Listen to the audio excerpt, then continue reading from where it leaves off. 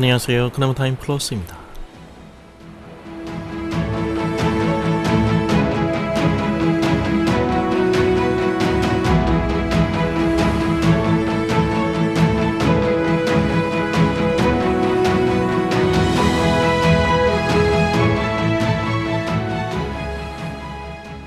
요한계시록 2장에는 계시록의 수신자인 7교회 중에서 두 번째로 나오는 서머나 교회가 등장합니다. 보통 교회 이름을 정할 때 가장 많이 사랑받는 이름입니다. 예수님의 책망이 없고 칭찬만 있던 교회였기 때문입니다. 서머나 교회는 직면한 안팎의 혼란과 궁핍 속에 있는 교회였지만 예수님께서는 서머나 교회가 진정한 부자라고 칭찬하십니다. 이 부자의 개념은 두말할 필요 없이 영적인 부요를 말합니다. 그들이 주님께 믿음을 지키고 있었기 때문입니다. 신실하다는 말입니다. 팍스 로마나의 시대에서 사람들의 가치관 속에 가장 큰 영향력을 행사하고 있던 것이 황제 숭배였습니다. 초기 희미하게 실체를 드러내기 시작한 황제 숭배의 그림자는 시간이 갈수록 점점 더 그 본색을 드러내기 시작합니다. 오늘의 시각에서 보면 매우 미신적인 이론임에도 불구하고 당시 많은 사람이 인정하고 따른 요인에는 생존의 문제가 걸려 있었기 때문입니다. 로마 황제를 주로 고백하는 다들 이런 생각이 대세인데 이게 안 되면 공권력의 탄압은 말할 것도 없고 당시 상인조합인 길드의 가입 자체가 되지 않았습니다. 이는 먹고 사는 일에 심각한 타격으로 다가오는 일로 경제적, 사회적으로 왕따가 되는 것을 말합니다. 더군다나 자칭 유대인이라 하는 자들의 회방과 선동은 사실로 포장되어 사람들 사이에 마구 퍼져나갑니다. 자기들과 같은 생활을 하지 않는다는 이유로 가해지는 모욕과 약탈 속에 서머나 교회는 법의 사각지대에 놓이게 됩니다. 신앙에 대한 큰 좌절과 회의를 줄 수 있는 상황임에도 불구하고 서머나 교회는 황제 숭배를 자신들의 실존적 중심에 두는 걸 거부합니다. 여기에 서머나 교회가 처한 환란과 궁핍의 원인이 있었던 것입니다. 극심한 어려움 속에서도 그들은 세상 앞에서 솔직하고도 당당한 태도로 주님을 섬깁니다. 서머나 교회가 주는 신앙의 깊이에 경외감마저 느끼게 되는 대목입니다. 진리가 정말 무엇인지를 아는 사람의 담대함은 바로 이런 것입니다. 그럼 이런 서머나 교회에게 다가오신 예수님은 어떤 모습인가요?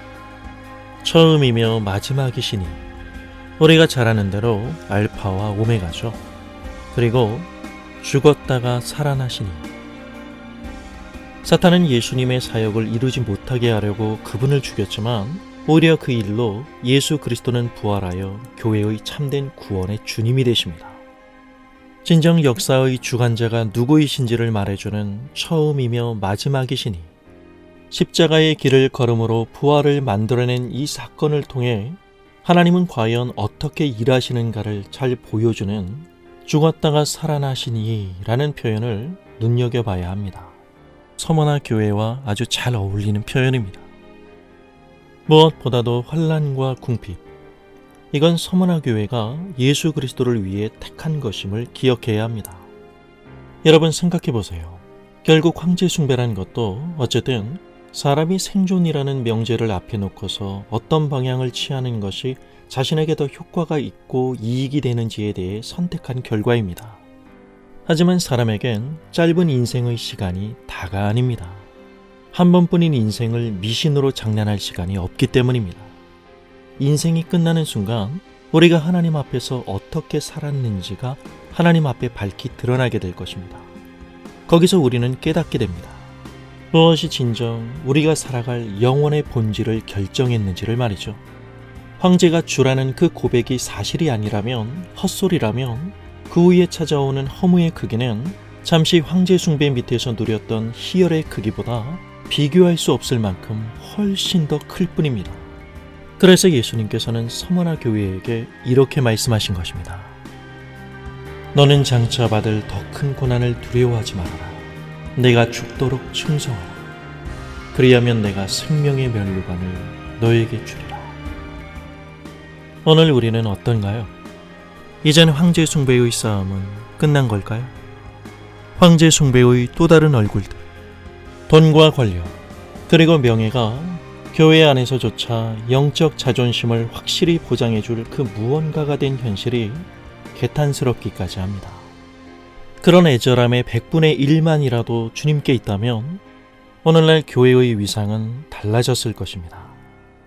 신앙이란 게 그저 즐겁게 믿고 복받고 잘 살면 되지 하는 식으로 기독교 신앙을 쉽게 생각했다가 필요 이상의 스트레스를 받게 될지도 모릅니다.